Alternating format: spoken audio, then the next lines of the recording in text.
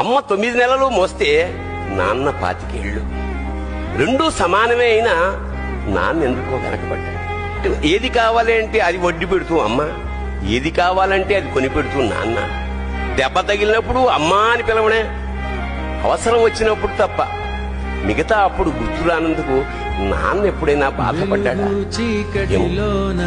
ఇద్దరూ సమానమే అయినా పిల్లల ప్రేమను పొందడంలో తరతరాలుగా నాన్నెందుకో వెనకబడ్డాడు.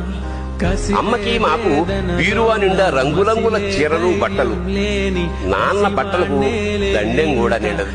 తనని తాను పట్టించుకోవడం రాని నాన్న ఎందుకో మాకు కూడా పట్టదంత వెనకపడ్డాడు. అమ్మకి అన్నో కొన్నో బంగారు నగలు, నాన్నకి బంగారం అంచున్న పట్టు పంచి ఒకటి.